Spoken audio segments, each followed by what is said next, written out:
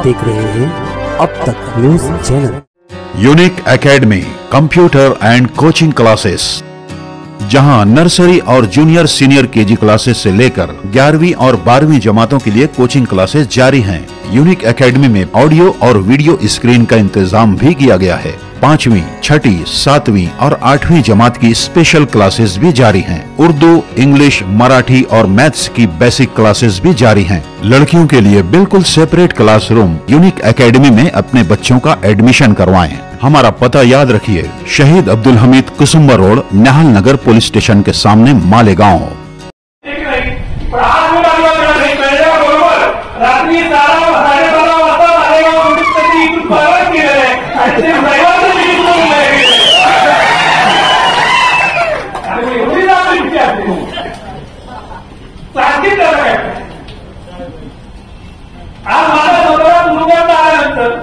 ज्या पत्रिका बाहेर तुम्ही केलं, मला वाटतं नाशिक जिल्ह्याच्या किंवा महाराष्ट्राच्या इतिहासामध्ये तुरुंगातलं बाहेर आल्यानंतर अशा पत्रिकेचं स्वागत करावं झालं नसेल.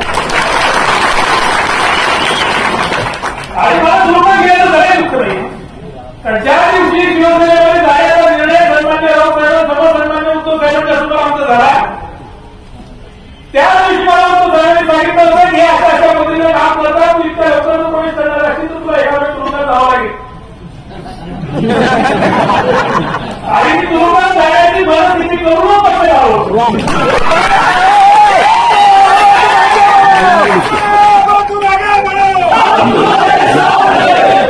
आता आपण दुर्दैव आहे की काही काही लोकांचं टाईम चुकतं आणि शिक्षण खोटं असलं, पदवी डिग्री खोटी असली की त्या लोकांना आकरी कमी असते.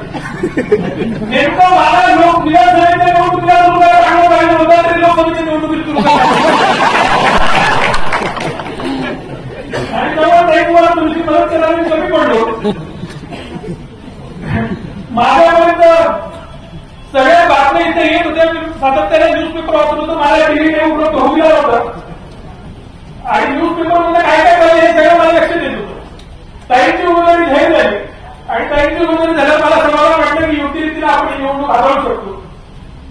काही लोकांनी मालेगाव शहरावर किंवा इतर ठिकाणी थोडंसं नाटक उभं केलं आणि ते केल्याच्या नंतर ताईंच्या उमेदवारीला आपण होते का काय अशी परिस्थिती वाटायला लागली. मी तुरुंगात राऊत साहेबांना पत्र लिहिलं आणि ते पत्रामध्ये लिहिलं की कुठल्याही परिस्थितीत आता शोभादेवीची उमेदवारी बदलू नका, त्याच्या व्यतिरिक्त कोणीही निवडून येऊ शकत नाही. आणि मी लगेच सांगितलं की तू ताईला फोन कर, त्यांना शिवसेनेच्या कार्यालयात बोल आणि शिवसेनेकडनं ताईंचा मालेगाव सरकार म्हणून त्यांना जाहीर पाठिंबा देऊन टाक. मालेगाव तालुक्यात शिवसेना असलेल्या टाकी सगळे आपण असतात, त्यामुळे ताईला आणि शेवटच्या 8 दिवसामध्ये तुम्ही सगळ्यांनी काम केलं. मी पहिल्या दिवसापासून यांना सांगत होतो की सक्रिय व्हा ताईंच्या प्रचारात जा. पहिल्यांदा सगळ्यांना असं वाटायचं की सक्रिय प्रचारात झाल्यानंतर माझ्या सांगलेला काय अर्थ होईल आणि आता 2 दिवसात जावी होईल, 4 दिवसात जावी होईल, अशी वाट त्याला उशीर झाला. आणि शेवटच्या 8 दिवसात जेव्हा मी खूप जास्त चिडलो तेव्हा पण सगळ्यांना कामाला लागले आहे. म्हणून मी नसताना तुम्हाला आठवण देऊ शकतो. आणि हा आकडा लक्षात ठेवा, हा पक्षाचा आकडा नाही, हा आकडा कुठल्या नेत्याचा आकडा आहे, हा कुणाचा आकडा. ही जी मतं आहे ही व्यक्तिगत माझ्या विश्वास ठेवणारी मतं आहे. मागच्या वेळेस आमचा उमेदवार कोण गेला होता तरी आम्हाला हात लावला होतो आणि यावेळेस तरी मला हात लावला होतो. ही हात लावल्यामध्ये ही फक्त माझ्या प्रेम करणारी आहे. आणि मी ज्या वेळेला या सगळ्यांपर्यंत जातो, ज्या वेळेला या सगळ्यांशी बोलतो, त्या वेळेला निश्चितपणे माझा मान ठेवून या ठिकाणी आम्ही खासदार निवडून दिलेला आहे. लोकांना आश्चर्य वाटतं की प्रतापदादा सुर्वे या मतदारसंघाचे खासदार झाले, आम्ही काही बोलू शकत नाही असं सगळ्यांनी पूर्णपणे त्याचा मानला होता. ह्या पत्रिका खर्च, ज्या पत्रिकेचं सगळी यंत्रणा या ठिकाणी उचलायची होती.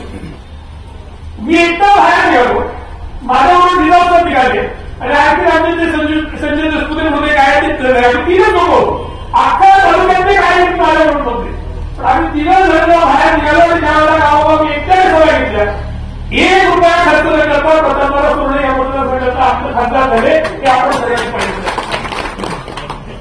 आणि त्यावेळेला प्रतापदादांनी खूप चांगलं काम 5 वर्ष केलं, आम्हाला सगळ्यांना खूप सांभाळून घेतलं. मध्यंतरीच्या काळात आमचा थोडासा प्रभाव होता, डॉक्टर बाबुराव निवडून आम्ही सगळे जबाबदार होतो, पण त्यांनी आमच्या कार्यकर्त्यांची काळजी केली नाही, मालेगाव तालुक्याकडे लक्ष दिलं नाही आणि विशेष करून गडबाई राजकारणामध्ये कशी होईल, खालच्या जिल्हा परिषदच्या महापालिकेच्या निवडणुकांमध्ये पक्षाचं नुकसान कसं होईल, त्यांच्या माणसं कधी सांभाळली जातील, अशा पद्धतीचं सातत्याने राजकारण त्याचं राहिलं आणि त्यामुळे त्यांना आज जो पराभव पाहावा लागलेला आहे हा एक कोणी दिलेला पराभव नाही, हा त्यांच्या स्वतःच्या कर्माने मिळालेला आहे असं मला निश्चितपणे सांगितलं. काही तुम्ही या ठिकाणी परत आल्या तेव्हा प्रथम पहिल्या तिची कोकणी आम्हाला निर्माण झाली होती, ती तुमच्या निमित्तानं भरून मिळेल आणि या सगळ्या कार्यकर्त्यांना निश्चितपणे तुमच्याकडे मातृत्व आहे, तुम्ही माता आहात म्हणून माता म्हणून या सगळ्यांना सांभाळाल आणि या सगळ्यांना येणाऱ्या काळात चांगल्या एकाच आम्ही घेऊन अशी माझी अपेक्षा आहे. तुम्ही निवडून आल्या त्याबद्दल तुम्हाला मी मनापासून शुभेच्छा देतो आणि नुसत्या खासदारकीच्या शुभेच्छा तुम्हाला घेऊन चालणार नाही, पुढच्या वर्षी या देशाच्या मंत्रिमंडळात तुम्ही असणारा हे सरकार टिकत नाही, आपलं सरकार येणार आणि काही मंत्री होणार हा शब्द मी आज तुम्हाला जाहीर करत सांगतो. आज जी काही परिस्थिती आपल्या तालुक्यामध्ये आहे, जी काही परिस्थिती आजूबाजूच्या परिसरामध्ये आहे, या सगळ्यांचा निश्चितपणाला आढावा घेऊन आपल्याला मताचं बारीक अनालिसिस करून कामाला लागायचं आहे. नुसतं माझ्या विधानसभेपुरतं काम करून चालणार नाही, मी पक्षाचा उपदेश आहे आणि मी तुम्हाला शब्द दिला मला लढायचं आहे ते आमदार होण्यासाठी नाही, मला लढायचं आहे ते सन्माननीय उद्धव साहेबांना महाराष्ट्राचं मुख्यमंत्री करणं आणि उद्धव साहेब मुख्यमंत्री होण्यासाठी जे जे करता येईल, ज्या ज्या मतदारसंघात जाता येईल, ज्या ज्या ठिकाणी ताकद लावता येईल तेवढ्या ताकदीनिशी आपल्याला सगळ्यांना काम केलं पाहिजे आणि तेवढे जास्तीत जास्त आमदार की महाविकास आघाडीचे तो काँग्रेसचा असला तरी चालेल, तो राष्ट्रवादीचा असला तरी चालेल, तो शिवसेनेचा असला तरी चालेल, पण आपले सगळे आमदार निवडून आले पाहिजे या भूमिकेत आपल्याला काम करायचं आहे. आता जे काही सर्वे रिपोर्ट आपल्या पक्षाकडे उपलब्ध आहे, विरोधी पक्षाकडे उपलब्ध आहेत ते पाहिल्यानंतर आजच आपण 180 प्लस आहोत, त्यामुळे 180 पार आपण झाल्यावर आपल्याला 200 पार व्हायचंय आणि निश्चितपणानं त्याच्या पद्धतीचा उमेदवार आपण देणार. आज जागा वाटपामध्ये आपण सगळ्यांच्या पुढे आपलं बऱ्याचपैकी जागा वाटप सुद्धा संपलेलं आहे आणि उमेदवार निश्चित सुद्धा बऱ्यापैकी झालेले आहे. येणाऱ्या काळामध्ये तुम्हाला पाहायला मिळेल की लोकसभेच्या निवडणुकीमध्ये जसं सगळे पक्ष परस्पर आपापल्या सीट डिक्लेअर करत होते, लोक कामाला लागत होते, तसं कुठलेही दोन्ही तिन्ही पक्षांमध्ये कुठलेही मतभेद न होता पटापट जागा डिक्लेअर होते आणि लोक कामाला लागतील आणि आधी कामाला लागण्याचा आपल्याला फायदा मिळत नाही. आज त्यांच्यामध्ये जागा वाटप होत नाहीये, त्यांच्यामध्ये संघर्ष खूप आहे आणि तो संघर्ष केल्याच्या नंतर त्यांना या ठिकाणी उमेदवार द्यायचा आहे. मी पक्ष सोडला तेव्हा सांगितलं होतं की अजून 50 लोक हे भारतीय जनता पक्ष सोडून गेलं नाही, त्याच्या आता 10 लोक आता आले. उन्मेष दादाला मी त्याला आणणार होतो कारण माझा मित्र आहे म्हणून उन्मेष दादा मी मला आता पण ते 50 लोक जे तिकडून येणार होते. आता मला सांगायला लागेल की आधी तुम्हाला पक्ष कुठला म्हणजे 100 लोक तिकडून येणार आहेत कारण त्याला तिथं आमदारकी निश्चित होती, त्याच्या जागी दुसऱ्याला तिकीट गेलं. कोण माणूस सहन करणार आहे, किती लोक आणण्यास सहन करणार आहे आणि त्यामुळे येणाऱ्या लोकांची संख्या इतकी मोठी राहील.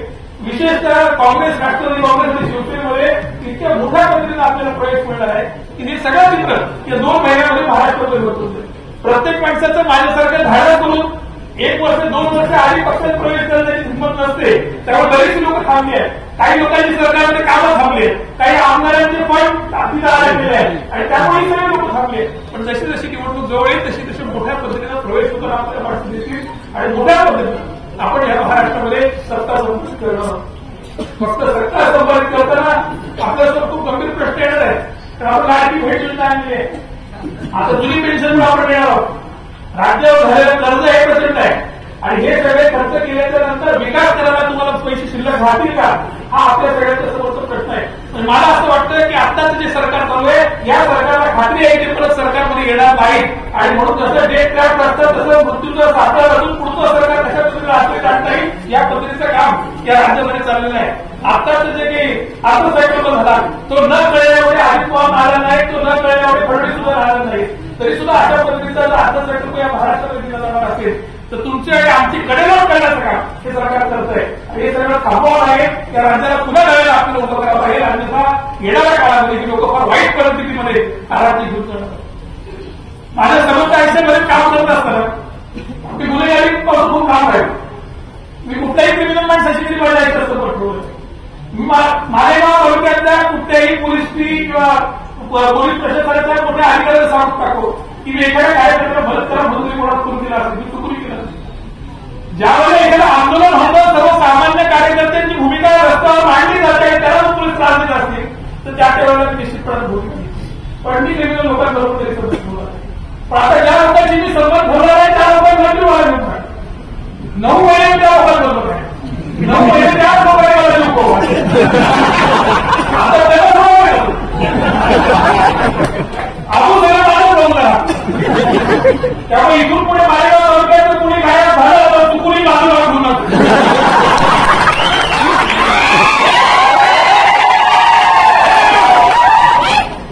आता तुम्ही जे शिकवलं ते आम्ही शिकतो आणि तुम्हाला सगळ्याला सांगतो की खूप झालं. सहनशीलतेची हद्द संपलेली आहे. आता सहन करायचं नाही. आपल्या शिवसेनेची निशाणी काय आहे? खालून लावा जाळ काढा. एकाला सोडवायचं नाही. आपल्या गावात वेळ वाढता आहे कामाने सत्ता आहे म्हणून कुणी मस्ती करत असेल, कुणी पदाधिकारी तुम्हाला त्रास देत असेल, सर्वसामान्य भगिनींना आपल्याला त्रास देणार असेल तर जागेवर खेचून काढा. शिस्त करा. शिवसेनेचा कार्यकर्ता हा पोलिसांची भीती बाळगणार नाही, हा सरकारची भीती बाळगणार नाही. घेणार आणि तुम्हाला घराच्या बाहेर नीट असणं मुश्किल करणार. या भूमिकेत तुम्हाला आक्रमकपणाला कामाला लागायचंय आणि जर अशा पद्धतीचा आक्रमकपणाला आपण घडलो नाही तर हे निवडणुकीमध्ये आपल्याला प्रचंड सर्वसामान्य मतदारांना लोकांना त्रास देणार आहे आणि तो त्रास होत आहे. काही लोकांना पैशाची मस्ती आलेली आहे. 5,000 कोटीच्या संपत्ती यांच्या मंत्रिपदाची जबाबदारी उभ्या केली आहे तर त्या पैशाची चिंता करू नका. विखे पाटलांची निवडणूक तुम्ही पाहिली असेल. 250 कोटी रुपये खर्च केले. 250 कोटी रुपये खर्च करून लोकसभेत त्यांचा पराभव झालेला आहे. त्यामुळे मालेगाव तालुक्यातली जनता पहिली तुमची घेणार पण मत मला देणार.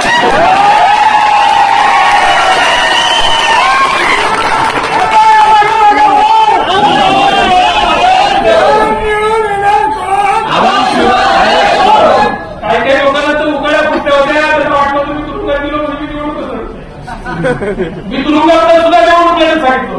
आता सुद्धा मी बाहेर राहू नये म्हणून सुप्रीम कोर्टामध्ये राज्य सरकारनं माझं बेल रद्द करावं म्हणून दाखल केलेलं आहे आणि सुप्रीम कोर्टाने उद्या माझा बेल रद्द केला तरी सुद्धा मी तुरुंगातनं लढणार आहे आणि शिवसेनेचं तिकीट मी तुरुंगात असलो तरी माझं आहे.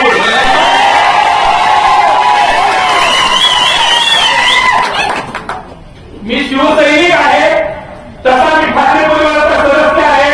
उद्धव साहेबांचा आणि वैदी साहेबांचा माझ्या प्रचंड जीव आहे. राऊत साहेबांचा मी घरातला बाबती आहे आणि शिवसेनेची जी कमिटी आहे त्याच्यामध्ये आम्ही तिकीट ठरवतो. त्याच्यामध्ये लोकांची तिकीटे ठरवायला आहे. तुम्ही माझं तिकीट दिलेलं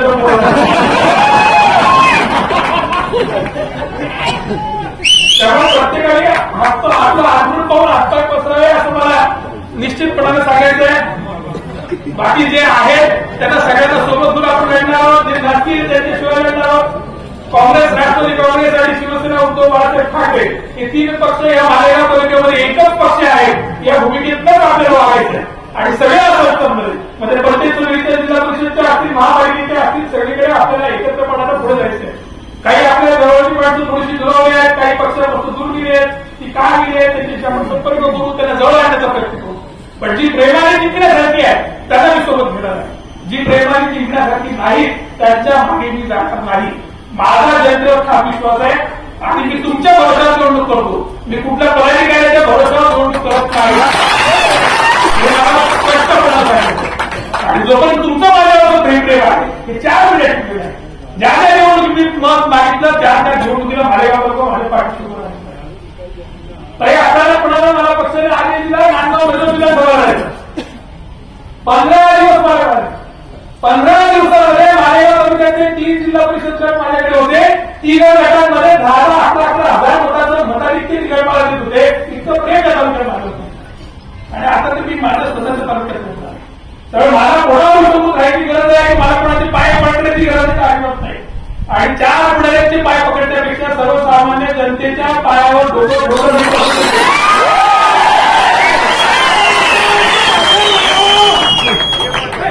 त्यामुळे सगळ्यांनी निश्चितपणे लक्षात घ्यावं की थेट माझ्या मतदाराची करेक्ट असलेला माणूस आहे. मला कुणी पदावर आहे कुणी नाही हे तरी कळतं. त्यामुळे सन्मानाला तुम्हाला माझ्याबरोबर मोठं व्हायचं असेल, सन्मानाला माझ्याबरोबर पुढे यायचं असेल तर तुमचं सगळ्याचं स्वागत आहे आणि नसेल तर मग तुमच्यासाठी माझ्याकडे पर्याय पडेल. आणि म्हणून विचारपूर्वक इथून पुढे सगळ्या गोष्टी या होणार आहेत. आतापर्यंत फक्त कोणाचं म्हणून दुखवायचं नाही म्हणून खूप प्रामाणिकपणे सगळ्यांना सांभाळून सगळ्यांना सोबत घेऊन गेलो. पण इथून पुढे मी तसं करणार. इथून पुढे वाढत असताना सर्वसामान्य माझ्या मतदाराचा आवाज काय, माझ्या कार्यकर्त्याचा आवाज काय तो जाणून घेतल्याच्या नंतरच पुढची आपली भूमिका असतात. गेल्या निवडणुका 2 महिन्यामध्ये व्हायच्या होत्या त्या थोडे लांबले आहेत. कारण सरकारला भीती वाटते की जेवढं निवडणूक जवळ घेतली तर सरकार येत नाही, त्यामुळे लांबवायचा प्रयत्न करतात आणि मला आनंद आहे की ते लांबतायत. आणि निवडणुका जेवढ्या लांबत जातील तेवढं सरकारची मदत वापरत जाणार आहे, तेवढं आपलं जास्त जाणार. आणि जेव्हा येणाऱ्या निवडणुकीमध्ये आपलं सरकार कशा पद्धतीने स्थापन झालं पाहिजे. आज मालेगाव तालुका मागच्या 20 वर्षामध्ये सगळी वाट लावून ठेवलेली आहे, तो आपल्याला दुरुस्त करावा लागला. आज 20 वर्षामध्ये विकासच नाही. मगाशी पवार त्याला भाषणात बोलला की तुरुंगात वाचलं की फार मंजूर झालं. मला आश्चर्य वाटतं 10 टीएमसी पाणी हा माणूस इंजिनियर होता पीडब्ल्यूडी मध्ये इरिगेशन मध्ये 10 टीएमसी पाणी दरम्यान डोक्यावर पडलाय काय. पाणी किती आहे तुम्ही आणता किती आहे तुम्ही सांगता काय. मग तुमचं भाषण होतं प्रसन्न असताना की नारपार आरपार आहे, नारपारमध्ये पाणी नाही आहे, प्रसन्न जरा खोटं बोलतायत. आणि एका नेत्याने सांगितलं होतं की नारपारचं मालेगाव तालुक्यात कसे मोठे मोठे पाठ झालेले आहे, तिथं पाणी पाणी वाहत आहे, त्या पाण्यामध्ये मी गळ टाकून माशी करतोय आणि ती भाजून खातोय असं मला स्वप्न पडतं. मी तुमची भाषण विसरतच नाही. आणि आज नारपारची वेळ श्रेय घ्यायला मिळून राहतात.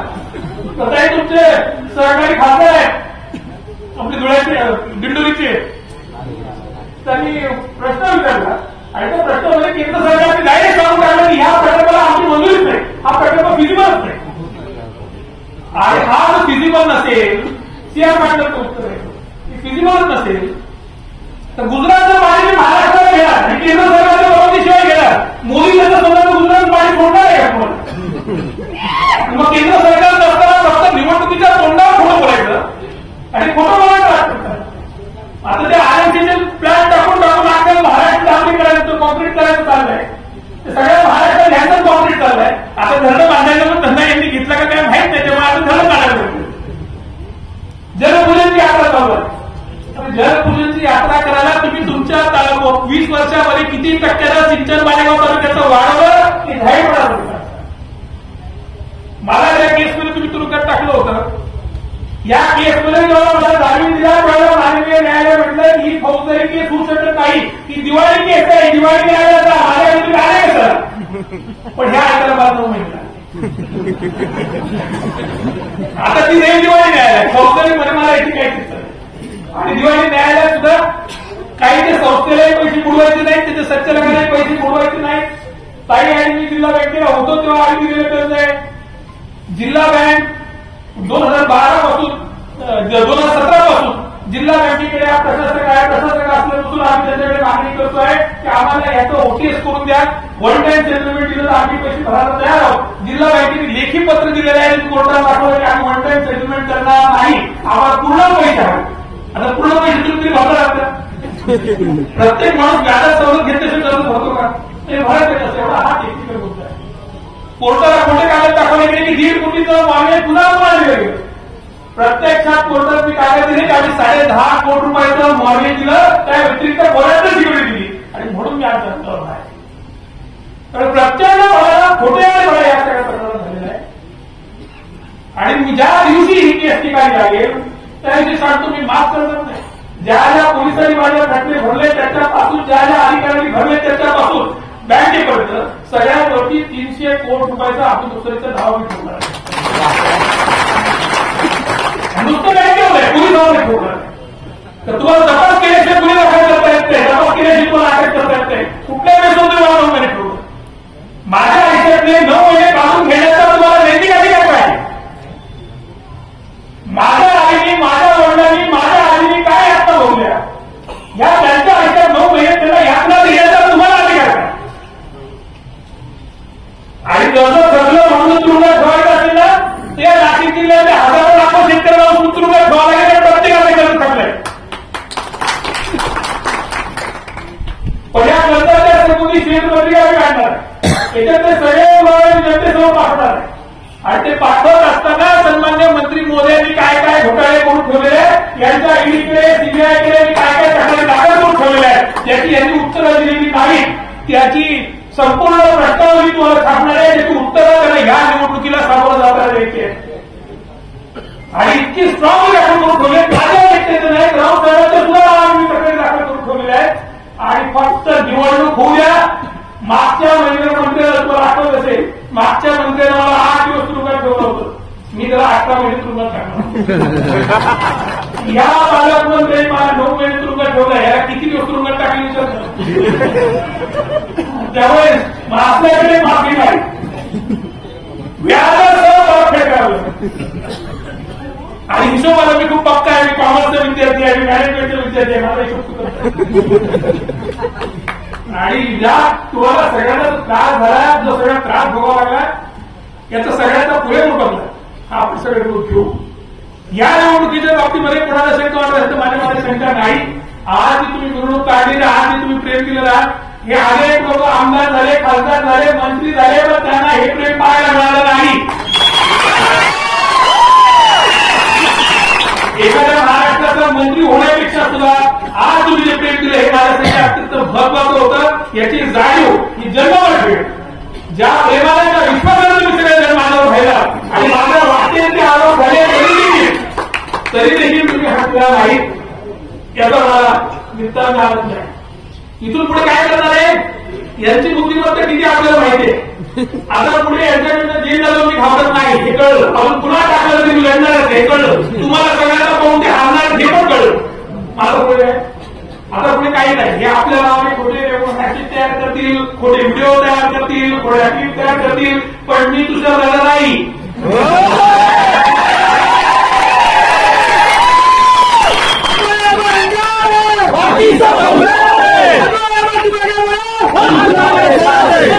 तू दंगट असतील तर मी 7 दंगट भरत आहे, त्यामुळे माझ्याशी खेळायचं आणि खेळला तर मग तुमचा काय उद्योग आहे, तुमच्या परिवाराचे काय उद्योग आहे, तुमच्या चिरंजीवाचे काय उद्योग आहे, ते सगळ्या महाराष्ट्राला कळल्याशिवाय राहत नाही. आताच्या 22 हजार तुम्ही खेळणारे तुमचा गेले, तुमचं नाशिकच्या बदल गेले, त्यांचं काय झालंय ते मला मी सांगायचं का. कोणाच्या घरापर्यंत तुम्ही येत नाही, कोणाच्या घरापर्यंत तुम्ही जाऊ नका, हे प्रामाणिकपणे मला सांगायचं. राजकारणासारखंच राजकारण आपण करू. निवडणूक येणार आहे, जाणार आहे, आज मी जिंकलो उद्या मी हारणार आहे, कधी ना कधी प्रत्येकाला थांबायचं आहे. आणि ती मानसिकता असली पाहिजे, आपण आपण घेऊन आलेलो नाही. त्यामुळे शत्रुत्व करू, कायम आपत्ता ठिकाणी दुसऱ्याला मारत करू, या असं आयुष्यात जगू नये या पद्धतीने आहे. तेव्हा मागची नांदगावची विधानसभा हरल्यानंतर माझा एक पंकज भुजबळांचा आधी अतिशय चांगले संबंध आहेत, माझ्या आणि सुहासांमध्ये पण अतिशय चांगले संबंध आहेत. राजकारणात त्यांचे माझे विरोध राहील, राजकारणात त्यांचे माझे पक्ष विरोध राहतील, पण व्यक्तिगत दुश्मनी आमची नाही. तसं व्यक्तिगत दुश्मनी राजकारणात करू नका. व्यक्तिगत तुम्हाला राजकीय विरोध काय असेल तो करा, तुमच्या राजकीय विरोधाला राजकीय विरोधाला करू. माझे वडील आणि प्रसाद बाबू किंवा पप्पा डॉक्टर बळीराम गिरे हे समोरासमोर निवडणूक लढायचे, सुरेश निकम आणि माझे वडील समोरासमोर निवडणूक लढायचे, पण ते एकमेकांच्या समोर विधानसभा लढत असताना सुद्धा प्रसाद बाबूच्या घरी झाल्या का सुरेश नाथच्या घरी झाल्या मला माझ्या वडिलांना विचारायला नाही. आमचे कौटुंबिक संबंध कालही चांगले होते, आजही चांगले आहेत, भविष्यात चांगले झाले. आणि ही जी परंपरा ह्या मतदारसंघामध्ये आणि पिढ्यानपिढ्या निर्माण होऊन ठेवली आहे, ही परिस्थिती तुम्ही बदलायला होता. आणि बदलायला लावलं तर तुमचं आता वय झालंय, माझं वय बाकी आहे, मग तुमच्या कोणाला माझ्यावर फिरणं सुद्धा गोष्टी. आणि त्यामुळे निवडपणाला सांगतोय की इथून पुढचं राजकारण शांतपणानं करा. डोक्यात मी राग घातलेला नाही, तुम्हाला घालायला लावू नका. आणि मी राग घालायला लावला तर माझी निशाणी मशाल आहे, मी जायला घालत नाही, एवढं प्रामाणिकपणे सांगतो. तुम्ही सगळ्यांनी जे प्रेम मला दिलं 9 महिने मी नसताना सुद्धा माझ्या तुमचं प्रेम कायम होतं, इथून पुढे कायम राहील. असंच तुमच्या प्रेमामध्ये, तुमच्या विश्वासामध्ये कायम मला राहू द्या. तुमच्या प्रेमाला, तुमच्या विश्वासाला माझ्या जन्मामध्ये कधीही तडा जाणार नाही, हे प्रामाणिकपणे सांगतो. आणि जे इतकं मोठं कार्य तुम्ही आज माझं केलं आहे, तर खऱ्या अर्थानं माझं मन भरून आलं. हे भाग्य या महाराष्ट्रातल्या अनेक बड्या नेत्यांना मिळालं नाही की तुमच्या निमित्तानं आम्हाला मिळालं. त्याबद्दल मी तुमचा सगळ्यांचा कृतज्ञ झालोय. मला आपण सगळ्यांनी जे प्रेम दिलं त्याला खूप खूप मनापासून आभार, खूप आपल्या सगळ्यांचे ऋण बांधतो. अजून खूप काही बोलायचं होतं, पण मी ठेवतोय, कारण मी सन्माननीय रावसाहेबांना सांगितलंय की सप्टेंबरच्या पहिल्या आठवड्यात गणपती बसण्याच्या आधी तरी इथे यावं. काँग्रेसकडनं पण आपण नेत्यांना बोलवणार आहोत, राष्ट्रवादीकडनं पण बोलवणार आहोत. आणि 3 खासदार जे आपले महाविकास आघाडीचे या जिल्ह्यात निवडून आले त्यांच्या सगळ्यांचा आपल्याला सत्कार करायचा आहे. आणि मग त्या अनुषंगाने काही गोष्टी मी ठेवल्या आहेत की ती बोलीन, कारण मी बोलल्यानंतर माझ्या नेत्याला उत्तर द्यावं लागलं. आणि त्यामुळे निश्चितपणाने राऊतसाहेब आणि मी सांगितलं परफेक्ट फिट होतो. त्यामुळे माझा नेता युग सुद्धा निश्चितपणानं या सगळ्या गोष्टीची उत्तरं देईल. आणि पुढच्या सभेच्या निमित्तानं 9 महिन्यामध्ये खूप दुरावा झाला. मी सातत्यानं लकीकडे चौकशी करत होतो. माझ्या या वर्गामध्ये अनेक कार्यकर्ते आपले जगावले, त्यांच्या सहभागितेमध्ये मला सहभागी होता आलं नाही. पण राष्ट्रपतींना पण आणि बोललो की माझी सगळ्यात पहिली होण्याचीच आहे. त्या 9 महिन्यामध्ये माझ्या जवळची जी माणसं मला सोडून दिली आहे, मला त्या प्रत्येकाच्या घरी जाऊन पहिल्यांदा सहवेदना व्यक्त करायची आहे. अनेक लोक माझे आजारी आहेत, ज्यांच्याजवळ मला जायचं आहे. अनेक माझे सेनापती आजारी पडले आहेत, पण ते सेनापती घरी बसले आहेत, म्हणून त्या हिमतीवर मी इथं लढतोय. त्या माझ्या सगळ्या सेनापतींना आणि आता संपर्कात भाऊ प्रत्येक गावात मी येणार आहे, प्रत्येक भागात येणार आहे, तुमच्या सगळ्यांपर्यंत येणार आहे. जोपर्यंत हे मला परत तुमच्या घालत नाही तोपर्यंत मी येतच राहणार आहे. आणि पुन्हा एकदा तुमच्या सगळ्यांचे आभार व्यक्त करतो आणि थांबतो. जय हिंद, जय महाराष्ट्र.